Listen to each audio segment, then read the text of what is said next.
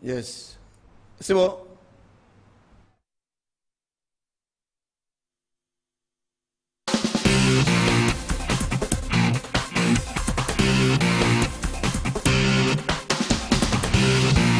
Nestor Azero, bonsoir. Bonsoir Jean-Marc Pelvar et merci de me recevoir. Je suppose que vous êtes bien réveillé lundi matin. Dimanche matin, lundi matin, qu'il y a une folle ambiance à Sainte-Marie. Je me suis bien réveillé, mais avec la voix toujours cassée, donc ça veut dire qu'on a commencé à faire des choses. Qu'est-ce qui vous a permis de passer ce tour?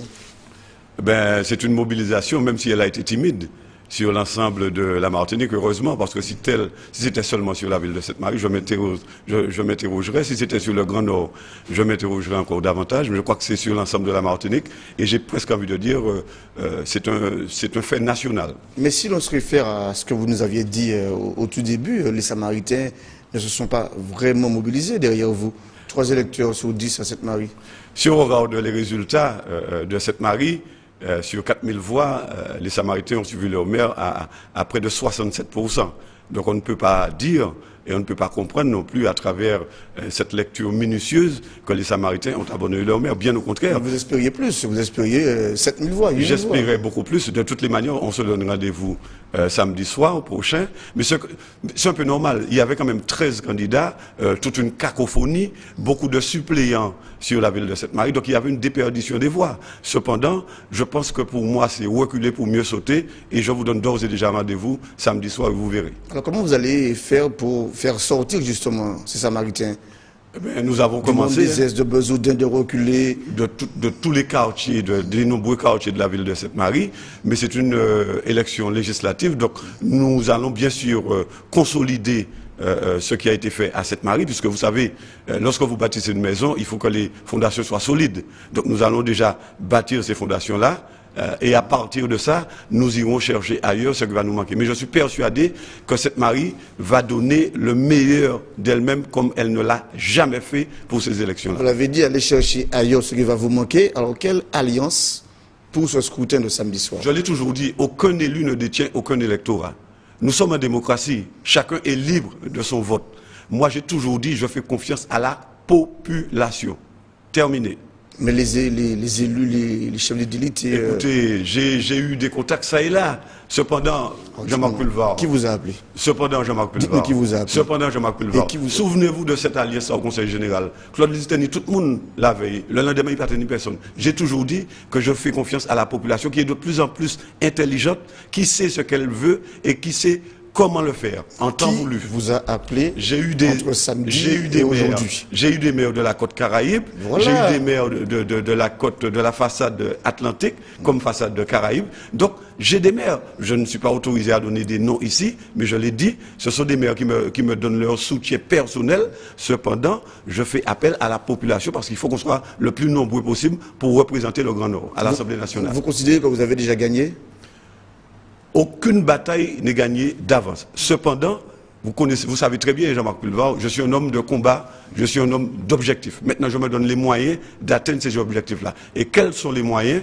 C'est de mobiliser, de sensibiliser, de faire en sorte que les voix les plus nombreux soient comptabilisées sur le nom de Bruno Nestor Azero. Avec qui vous voulez aller à Paris, dans le Nord, dans le Centre Atlantique? Déjà, je veux aller à Paris avec les 577 députés, les 576 autres collègues.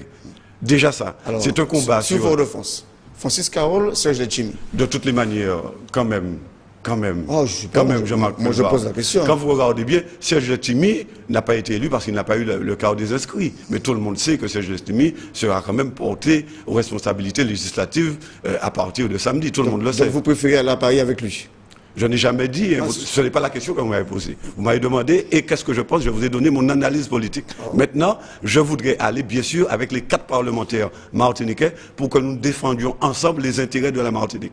Et de l'Océan Atlantique, Alfred Marie-Jeanne ou Joseph Moscou? Le meilleur gagnera. Je suis très attentif à voir. Vous savez, je ne vends jamais la peau de l'ours. Je ne vends jamais la peau de l'ours avant de l'avoir tué. Ce qui m'intéresse pour le moment, puisque le combat n'est pas encore gagné pour Bruno Nestor Azero, c'est de ratisser le plus largement possible sur le Grand Nord. Si vous aviez un coup de fil à passer dans le Centre Atlantique, vous diriez quoi? J'en ai passé déjà plusieurs, mais ça reste secret. Ça reste secret. Et dans le Sud? Et dans le Sud, vous savez, j'aime bien Jean-Philippe Nilor. C'est quelqu'un que j'apprécie énormément. C'est quelqu'un avec lequel nous avons été dans une majorité de gestion au Conseil général. Et puis c'est un renouvellement de la classe politique. On ne peut pas tous les jours décrier, dire qu'il faut un renouvellement et puis en même temps cracher dessus. Voilà un homme qui a fait un travail considérable sans aucune machine derrière. Qu'est-ce qui, pour vous, fera la différence entre la côte Caraïbe et la côte Atlantique samedi soir? Il y a une réalité. Il y a une réalité de territoire. Il y a une réalité sociale.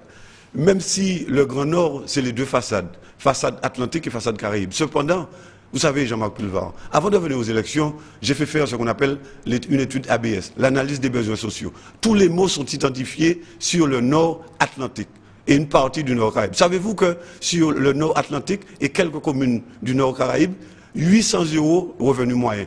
Sur Shelchère, 1400 €. Donc ça veut dire simplement que la ville de Shelchère, c'est une ville urbaine. C'est une ville où il y a 75% de l'activité économique.